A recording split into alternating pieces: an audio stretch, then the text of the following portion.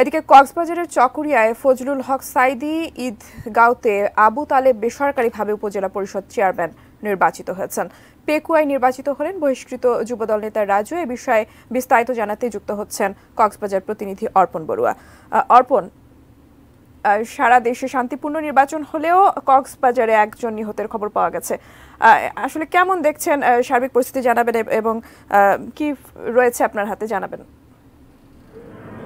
সকাল থেকে আসলে শান্তিপূর্ণভাবে ভোট গ্রহণ অনুষ্ঠিত হচ্ছিল চকরিয়া, পেকুয়া এবং ঈদগাঁও উপজেলায়। যখন শুধুমাত্র চকরিয়া এবং পেকুয়াতে শান্তিপূর্ণভাবে ভোট গ্রহণ অনুষ্ঠিত হলেও ঈদগাঁও উপজেলায় বেলা বাড়ার সাথে সাথে কিন্তু প্রতিদ্বন্দ্বী প্রার্থীদের মাঝে আমরা চাপা উত্তেজনা লক্ষ্য করতে পেরেছি। আজকে দুপুরের পর একজন চেয়ারম্যান প্রার্থীর সেলিম আকবর নামে একজন চেয়ারম্যান প্রার্থীর লোকজন কারচুপির অভিযোগ এনে আজকে সড়ক অবরোধ করেছিল মহাসড়ক এবং ভোট শেষ হবার সময় বিকাল 4টায় কুকখালীর পশ্চিম কুকখালী এলাকায় একটি ভোট কেন্দ্রের পাশে প্রতিদ্বন্দ্বী চেয়ারম্যান প্রার্থীর সমর্থকদের হাতে আজকে একজন নিহত হয়েছে। আপনি যেমনটি বলছিলেন, এই খবরে আসলে সেখানে ঈদগাঁও উপজেলায় শোকের নিহতের বাড়িতে শোকের বাসন চলছে বলে আমরা খবর পেয়েছি।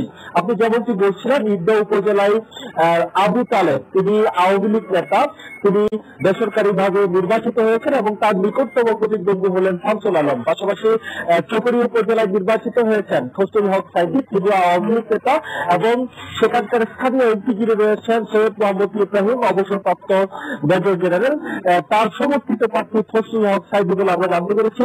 এবং যিনি পরাজিত হয়েছেন বা নিকটতম প্রতিদ্বন্দ্বী প্রার্থী ছিলেন তিনি হচ্ছেন সেখানকার সদ্য সাবেক সংসদ সদস্য জাফর আলম। তিনি আসলে এমপি নির্বাচনে পরাজিত হওয়ার পর তিনি উপজেলা চেয়ারম্যান পদে প্রতিদ্বন্দ্বিতা করেছিলেন, এখানেও তিনি আসলে হেরে গেছেন।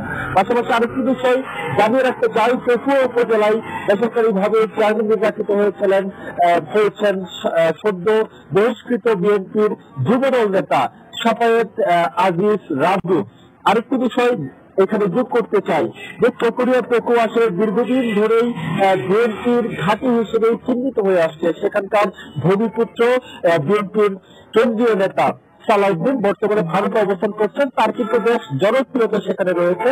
পাশাপাশি বিএনপির শক্ত ঘাঁটি হিসেবেও সেখানকার বেশ নামডাক রয়েছে।